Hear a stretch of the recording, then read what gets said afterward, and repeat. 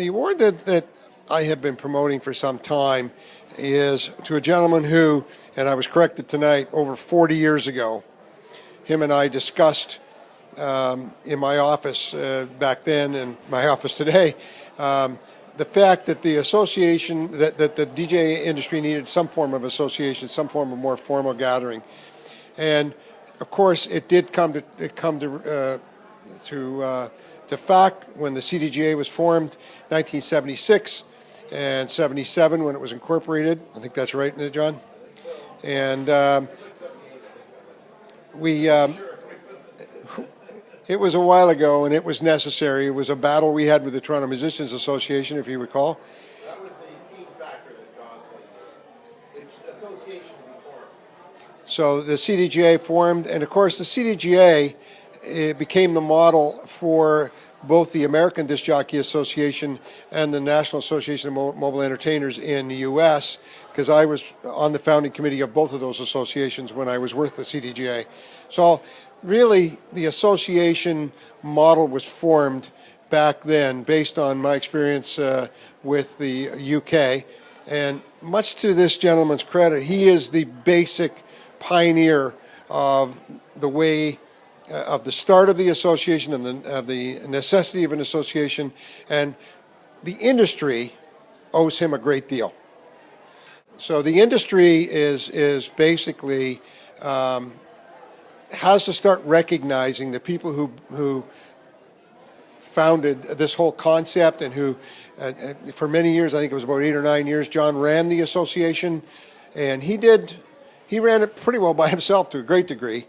Out of 812 O'Connor, 803 O'Connor, 813 O'Connor. We call that a sort of a headquarters for association. So without John, there wouldn't be any association, and there wouldn't be any CPDJA either, because that's where I come from, and when John basically founded that one. So I want you to give a really big hand to John Williams, and we're delighted to have his wife Anastasia with us as well, because John is one of the really true pioneers of this industry.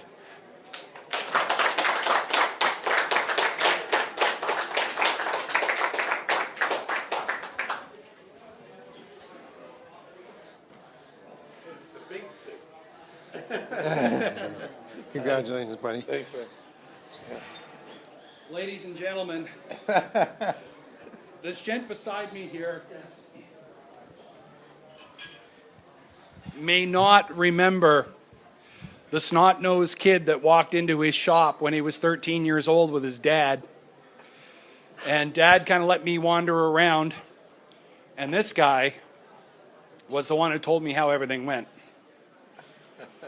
He didn't have to. He knew I didn't have the money to buy it at the time. But he took the time to do so. That's inspiration. That's part of being a pioneer. You're right about one thing. I didn't know it was you. I had hair at the time, John. Most people don't recognize me now. But, John, on behalf of the Canadian Professional Disc Jockey industry and on behalf of the Canadian Professional Disc Jockey Association, we are extremely honored to present you tonight with the Industry Pioneer Award for being an individual who has taken the time, the effort, and put in what it's taken to move this industry from a bunch of ragtag guys into something that actually has a future. And without you, we couldn't have done it. Well, That's for you, my friend. Congratulations. thank you. All right, give him a big round of applause, everybody. You deserve this. Well, I can tell you a couple of things that you bring to mind that actually Dennis caused. Because when I was in my store, and this guy came to my store and he said, I'm deaf. He said, I can't hear a thing, And I said, I'm not sure that this is the business for you to get into. And I said, I don't want you to go spending your money and losing everything or whatever that you're doing, because it's not really a business for people who are deaf. And so I kind of discouraged him a little bit. He walked away, and he ended up going over to Dennis at Sound Dymax or whatever it was, right? Yep. And those guys sold him $5,000 worth of stuff. He ended up starting his own DJ business and did very, very well. From that day forward, I never dismissed anybody who came in for information, came in for buy stuff, or anything like that. It was always top of my mind that you got to treat everybody like they're going to give you $1 million. So over the time, that's kind of what I did with that. The only other thing I would say is with the development of the CDJA, or the association's idea, period, Dennis and I probably chatted about it back in his office, which is true. I kind of dismissed it at the time because I didn't really feel the pain. So when I finally got on my own with the business, I ran into a fellow named Mike Curran, and he had a company called Dynamic Disc Jockeys. And he said to me, John, they're killing me. The hotels are killing me. I said, what's wrong? Because we were doing a lot of bookings back and forth between us. And I said, what's the problem? He said, well, they won't let me work at the Royal York. They stopped me from working here, working there. And I said, oh, really? I said, that's kind of a scary thing. I said, maybe we should look at it. I said, I'll think about it. That very week, I ended up doing the wrap party for, I think it was the Body Snatchers or some movie that was closing in Toronto. I did it in the afternoon. So 1 o'clock in the afternoon, I'm in there DJing, and this guy comes in a trench coat, real trench coat. He comes in, stands in the room, and he says, okay, to the people, he says, you can't have a DJ working in this room. And he's not union. And I go, not union? He goes, not union. He says, he says, I'm going to have these bartenders stop pouring every time people dance. And if people dance, once they back off, you can start, we'll start pouring again.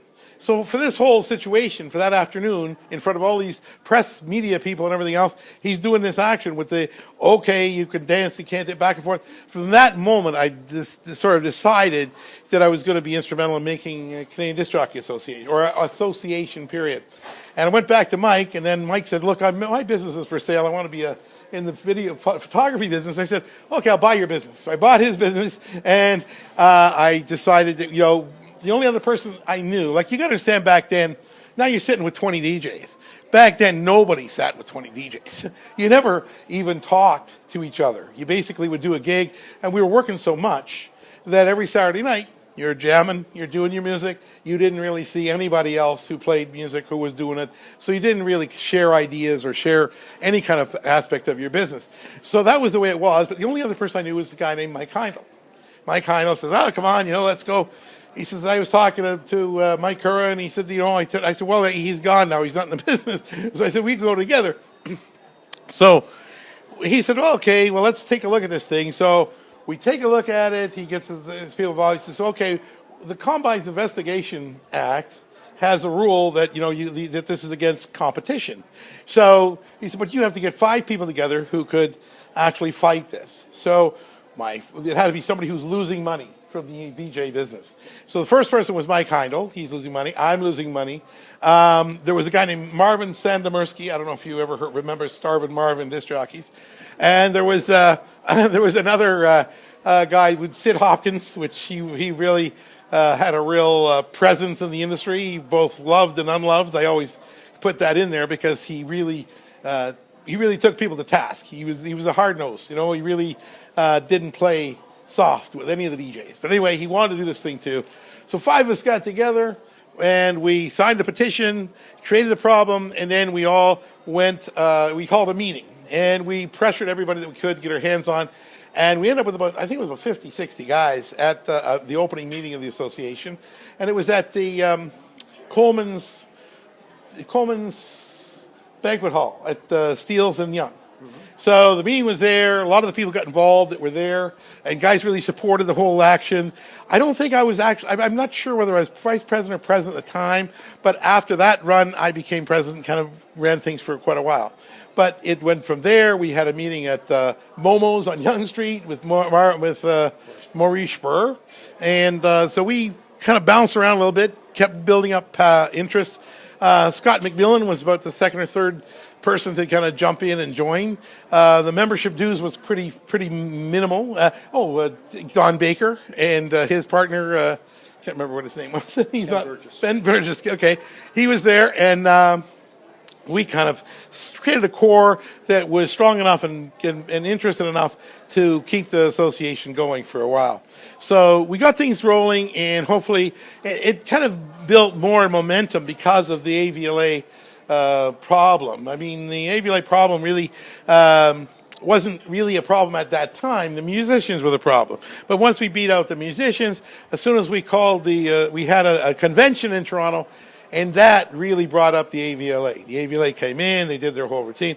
But the part that really is kind of funny, and that was kind of resolved by the DJs, is that the record companies came along and said, well, you guys can't make your own tapes. Your tapes are inferior. They're garbage. They're not even worth listening to. You know, they're not going to last more than 6 months.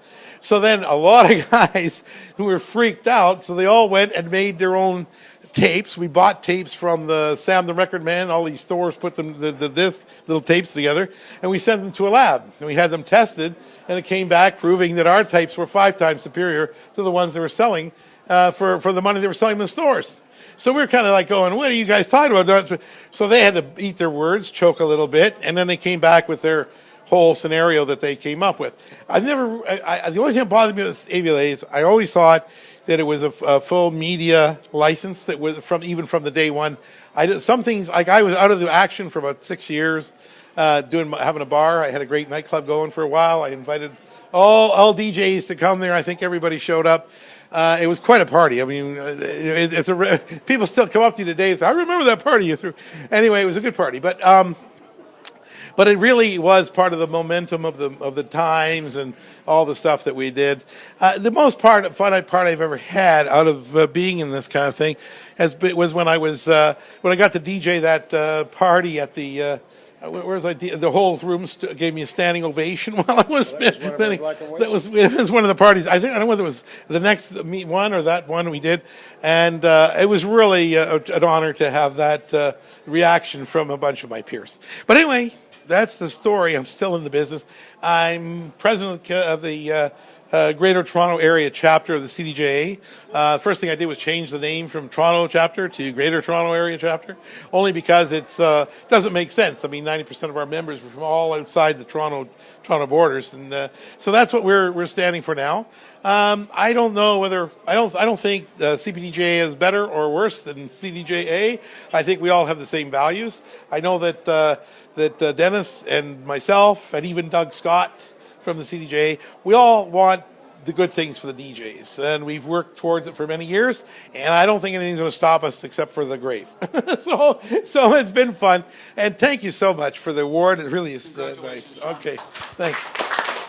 Thank you.